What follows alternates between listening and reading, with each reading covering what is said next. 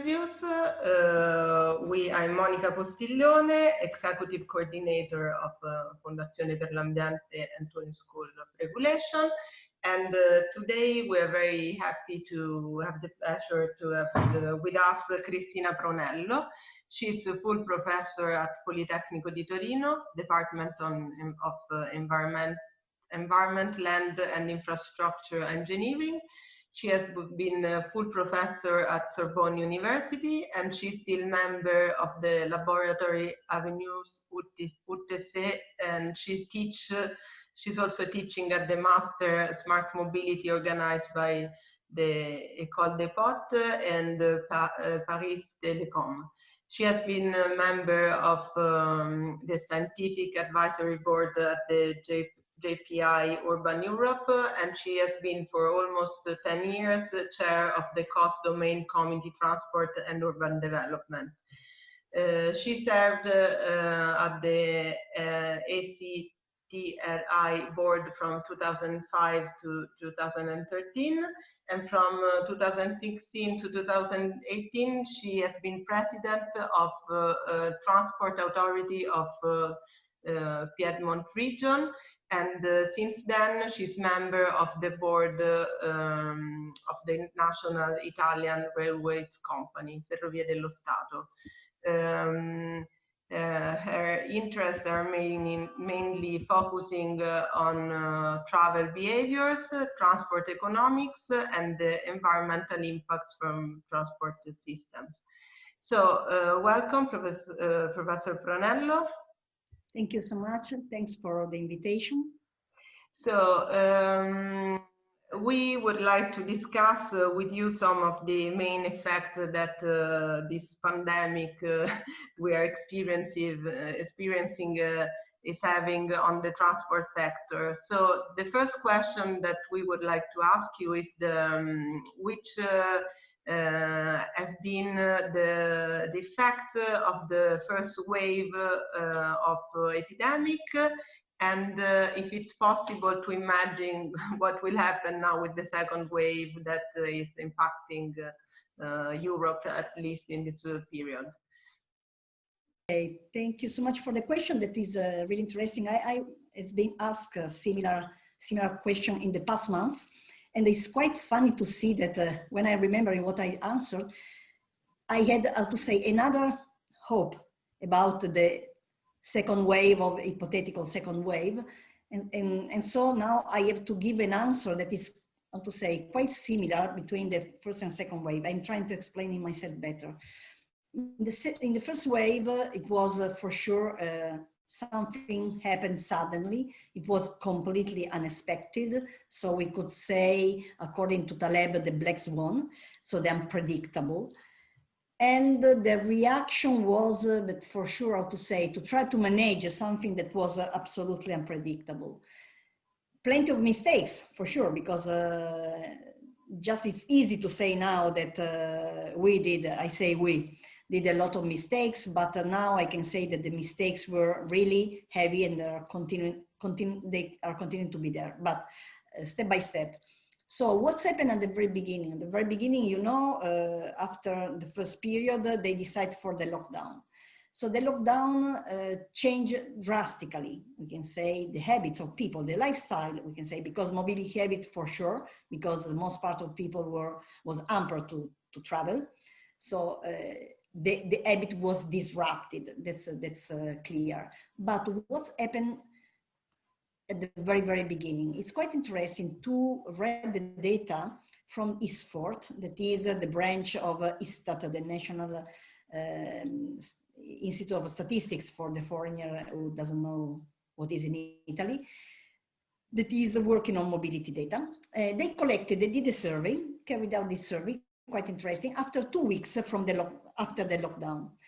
And interestingly enough, we saw that 37% of population stopped to travel. This means there was a decrease of 37. So not 100, not 80, only 37%, because a lot of people continue in any case to travel for evident reasons.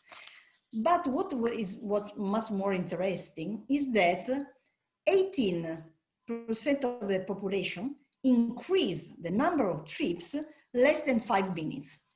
So this means really the micro trip, we can say, there's a very, very close to home, just going out to buy something, the bread or some food and so on. Why?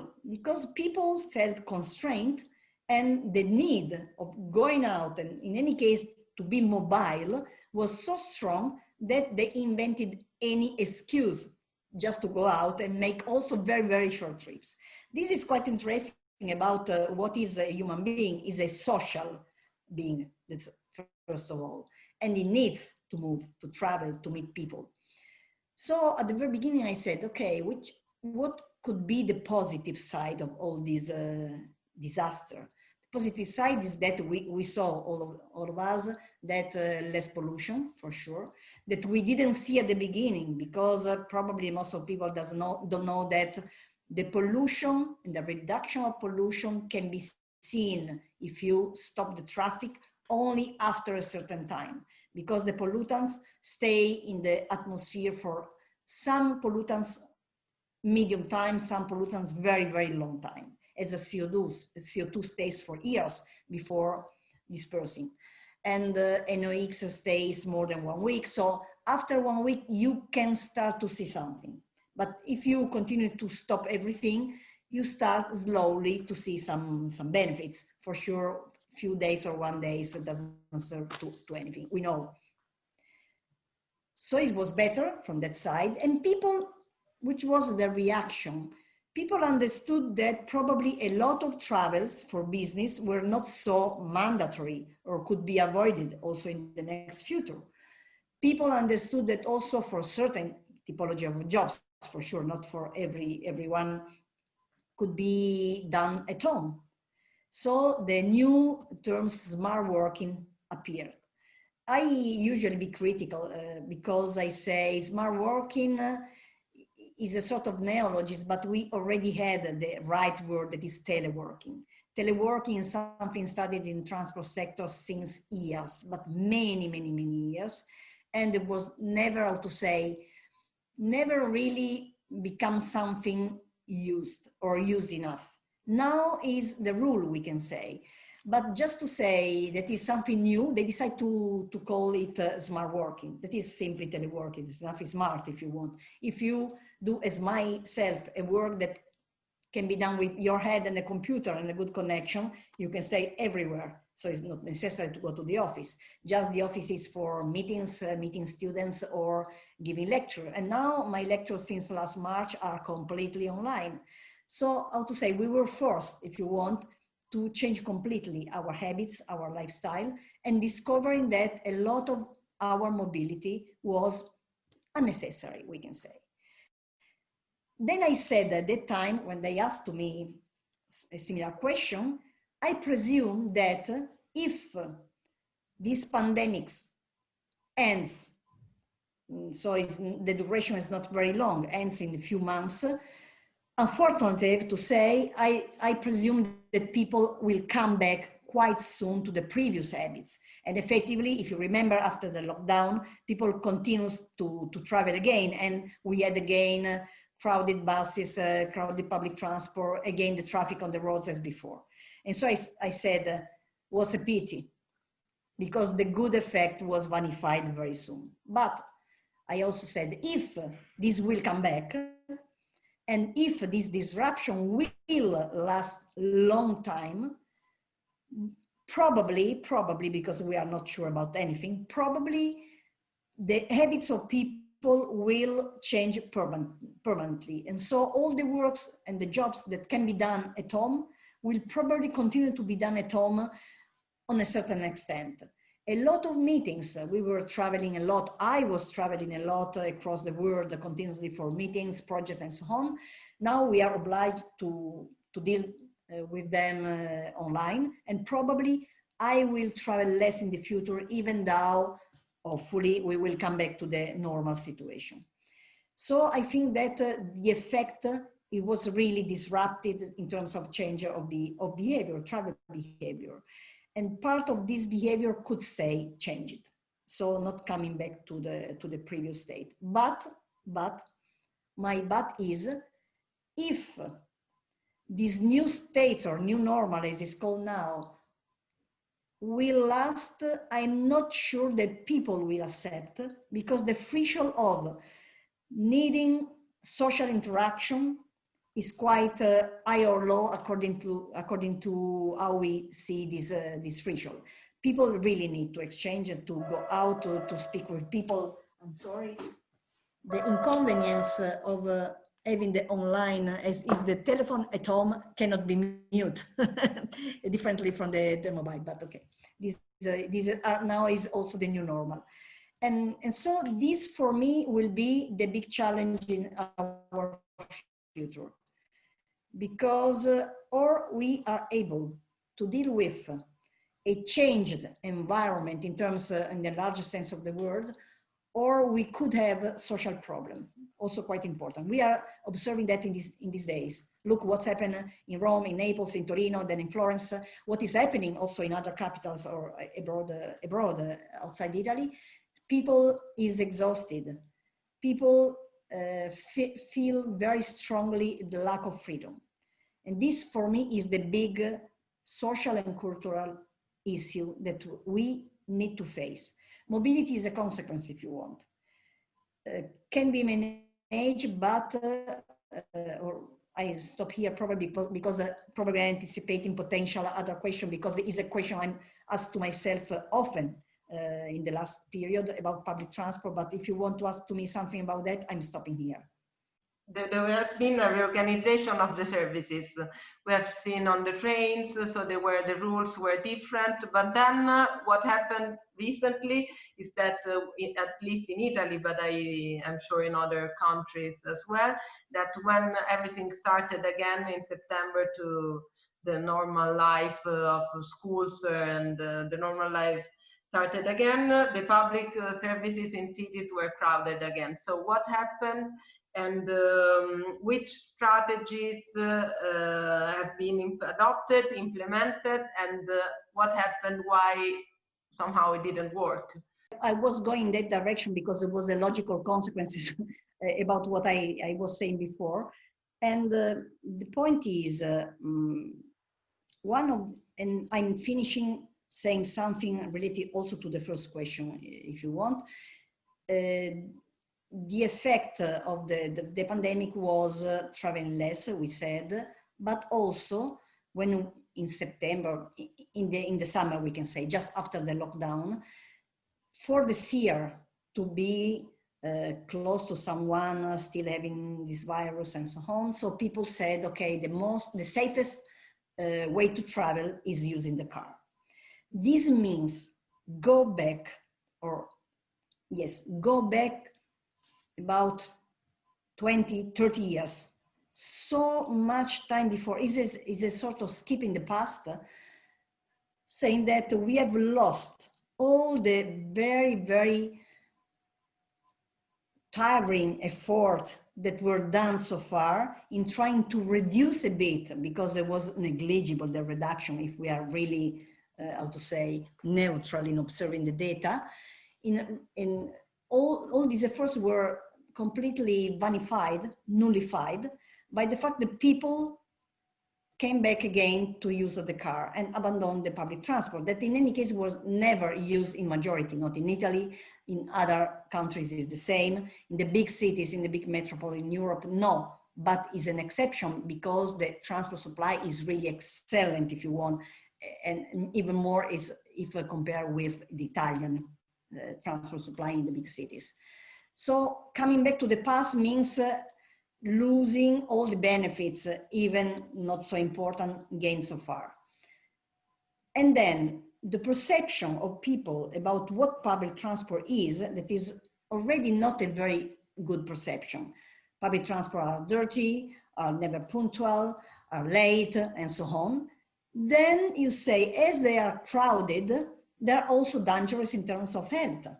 So automatically, what does it mean this? And I'm introducing a concept that is often neglected, the transport equity. This is increasing the distance between the different class of population. So the poorest that cannot afford a car, or in any case can afford but use in a moderate way a car because it's very expensive using the car, will be less and less able to use this transport mode that is the safest, while the richest or the people that are wealthy enough could use this transport mode. This means enlarging the divide. And now it's easy to say also the digital divide, because working at home means that you need good connection. And for example, I live in France since 1 year ago, and in the city, a rich city, I live close to Paris, I observed that quite a big part of the population, how to say, the less wealthy population, so usually the immigrants and so on, they had not absolutely in France, we are speaking about France, a good connection to internet. So the cyber cafe were for them the only way to connect, to be in connection with other people on the web. What does it mean? That those part of people will be excluded completely by training and education. We are all also discussed about that in Italy, knowing that, but also in France the same, why Macron wanted to start in any case, to start again the school and to allow to people to go to the school, because he knows that in the banlieue and in the several parts of France where the immigrants are an important part of population, could be even more excluded by the normal life, if you want, from the education. That is the lift, if you want, for your life, just as allowing us into good jobs and so on. So this is a big problem. There is a divide in several divides, including the digital ones. So public transport, if is not seen as something safer, and this implies a lot of investment and money. And we are absolutely going in the opposite direction. I say everyone, in any case in the majority did, what the majority did. They said, okay, we have a problem. Why? You know that the public transport is subsidized in Italy, as in France, in Germany, because the social fares, the tariffs are social because it has to be affordable to everyone. And so part of this money is given by the state, we can say, public administrations. So if the revenues still decreases, the quantity of money given by the public administration has to increase if you want to stay on the same level. But if you want allowing to everyone to take in safety way the public transport, you have to smooth peak hours. Smooth peak hours means enlarging the peak period, and also I'm adding a new measure and diversifying the entry in the schools, universities, the offices, and so on. This means that you need more transport for a longer period. This costs more money, evident, but this we could allow to have a safe way to travel because you have less people, and this is manageable in the different vehicles of the public transport. That is a bus, a tram, a metro, and so on. So the smoothing of peak hours is a must-have. Diversifying the, we can say, the times of the city is another must-have. And this, now I'm saying probably something out of the core, out of the stream or the mainstream. But frankly speaking, I would never limit the hours of our daily life, so the anticipation of the closing of the restaurant and so on, but I would have been done exactly the opposite. Enlarging and allowing through a smart booking, people to go out, but avoiding the crowding. This means that people keep the freedom, but you are managing the quantity of people doing different activities. This implies an economical effort, that's for sure, but I would prefer that the money given just to say, support people, that is a sort of assistential state. I don't know if in English exists in this assistentialism, but it's just giving money for helping poor people. That is not exactly the most clever thing to do, but give money to allow whom is supplying services to do that in an increased way with a higher quality in terms of frequency, service, cleaning, and so on. This really would allow people to go out, socialize, see other human beings. That is very important. This is the opposite to stay closed in the home and become depressed, and using the city in a normal way, but with different scheduling. This is for me the solution. So this means that the money that the state is taking out of the box continuously, now we are listening that in the television, is given to who is offering public services related to mobility. This is for me the point. So it's a question of organization and management, and is paradoxically an incredible opportunity to change completely the perception that people have, the bad perception that people have about public transport, because it's an opportunity to change completely public transport, to reconsider also, hopefully with a data-driven approach that is not followed at all so far, understanding where is important to offer public transport lines, which is the proper frequency. So invest on data collection to understand the mobility needs, and finally, design tailored services to the citizens. This is the point. This is the best occasion. If we are losing this occasion is a really pity. Because we will come back of decades, where the car is the solution. Then the other mainstream is connected and automated vehicles. Good. So what does it mean? The future will be plenty of vehicles running there and there that are completely autonomous. I hope to don't live in such a future because I don't like it all. And then I finish with the other criticisms to our policies, at least in Italy. They said, okay, we give money to buy a bike or an electric bike or assisted pedaling and so on. Again, I say, it's not, I'm observing how this money is used from who is buying this kind of bikes. And effectively are people that could afford without any problem to buy a bike, also an electric bike, but they just profited to buy the bike, not for convention, but there is an opportunity, I spend less, I put also in my ownership also an electric bike. But use an electric bike is different from owning an electric bike. It's exactly as owning a car is not said that you will use the car.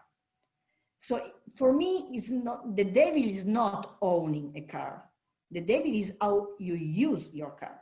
There are some trips that cannot be done elsewhere. We understand, we know, we cannot ask sacrifices that are too big to the people, but a lot of trips are made by car and could be completely avoided.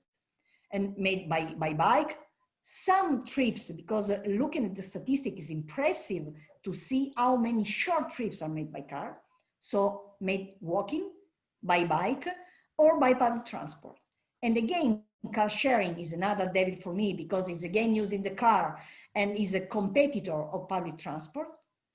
Is all these, to say, approach of funding bikes or the e-scooter is not the good direction. Give more money to whom has to really set up a good and high quality public transport, and make a sort of make an effort towards educate people. You know that this is my fixation. Also, when I'm teaching to my students, I say is the cheapest tool because it doesn't cost absolutely too much, but is what really will be effective to change the mind of people, change their awareness, and then change their behavior.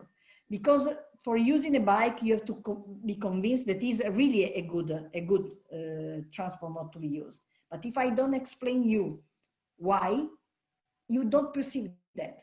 So the awareness is another important things. And then we will go over the pandemics in not in a difficult way, but it's organization and education. Okay, so I'm going to the last question, which is related to this bike issues, because it's concerning the sustainable mobility and let's say also sharing mobility in some sense. So what is happening now? What are your expectations? What will happen to this sustainable mobility that still, as in the previous case, there was a big movement, many things has been done for years, and now things have been reshaped and probably will change. So what are your idea? What is your expectation about the future of sustainable mobility? So in this moment, according to me, is a good moment for increasing the use of the bike. In Torino, as I'm using the bike, I've noticed that more and more people are using the bike. Sometimes the bike paths are a bit crowded, not so crowded, but a bit crowded. So I never seen so many people using the bike. And so this is, how to say, is a good moment for changing habit, because it's another safe vehicle, because you are alone, you are biking, you are in the air, free air, not a closed environment. So that's perfect. But there is another but. Thanks to this moment, the money, instead of giving money to buy the bike, I would prefer giving money to build new bike paths. And always with the approach of data-driven approach, means understanding where is the case really to provide a bike lane, there provide bike lanes, and then this, how to say, help people to say, I have something devoted to me that is protecting me because it's safer, because, you know, a real biker, as I am, for example, doesn't care so much about the bike path or not. I really don't care. So I'm convinced that the bike is the best way to travel in the city. I'm using that. If there is a bike path or there is a normal road, I pay attention, but I use the bike. And these are usually the population of the bikers that already now exist and also before existed. Now, to attract newcomers, we need to give the feeling of safety. I understand, because if you are not so much convinced and you are trying to change your habit, it's important that you go toward this new transport mode with a certain serenity, and so say, okay, I'm using the bike, but I will not kill by a car immediately, because we know that the accident by bike are quite high. And so money for investing in dedicated spaces for bikers, enlarge and increase the space for pedestrians, because again, we have queues out of the shops, the supermarket. During the first wave in the pandemic, a lot was said about that, because we had the long queues, because you can just enter one by one and so on. And these immediately said, oh my God, I need more space because the pavements are not enough. Torino has the possibility to have the arcades that give a lot of space, and what's happened? That the restaurant and bar and cafeterias had more space for put tables outside. So this means also reconsidering the land use. And if really we want towards a sustainable mobility, frankly speaking, there is one solution. It's possible, but to avoid failing, we had really one option. One option, I mean, a sort of mixed action allowing to go towards a sustainability. That is reducing the space for the cars. This implies the reduction of the capacity of the roads. If I'm reducing instead of to have 3 lanes, just one for the cars, one for the bus, public transport, and one for the bikers. I'm reducing about 1/3. This means that you can use the car, but after a while it's always congested. This happened in Lyon. I've seen this change of capacity. It's working perfectly, because after a while people avoid to use that lane because it's a suicide. Perfect, it's working, but I have to reduce the quantity of parking. Otherwise you cannot give a lot of parking. People goes to the city center by car, and increase. Otherwise, you cannot make people suffering. Increase the quality and the capacity of public transport and of the soft modes. This means walking and biking. If in the same time you work on the 2 sides, reducing, increasing, I'm more than sure that sustainability will arrive. And pay attention to the shared mobility. What is car or vehicles, motorized vehicles, according to me, should be limited and should be shifted out of the urban and densely inhabited, urban context, densely inhabited areas. Because outside, I understand that it's too expensive to afford a traditional public transport system. So car can be good just to allow to you to go to the hubs where you can take public transport to go inside the city. That's great, but no one wants the car sharing companies goes there. Why? Because already they don't gain money in the city. You can imagine outside the city. So let's give subsidy if we want for this specific kind of service outside the city, where the car is the queen, for sure. But we are selecting where using what. This is the point. In this case, we will have in the big cities where the pollution is very high, a reduction of the car use, and you will maintain outside, but in a reorganizing, you can also decrease the number of kilometers traveled. This is the problem. Not using a car means travel kilometers, and there is related to that noise, pollution, and so on. So the sustainability is there, is a really question again of organization, if you want, because this is the point, organization, and investing money where it's really necessary. Because definitely we see that the money is there. The money is there because they are continuing to take money for doing something, but is misused or badly used. This is the point. So sustainability is up to us and up to us for our own contribution. Pay attention and being selective when we are deciding to use which kind of mode of transport. On the policy side, there is the biggest responsibilities. They usually, unfortunately, I have to say, but I say since years, take decision not factual, not based on data. And so in the mobility, all the decisions taken not on data are common sense and knows. And this is never work, never, never. Okay, so thank you very much for your insight on the topic. I think we have been discussing some of the aspects of this situation we are experiencing now with the pandemic and the transport system. And so thank you, Professor Pronello, for being with us, and thank you all for the attention. Bye. Thank you much to all of you, and have a nice afternoon.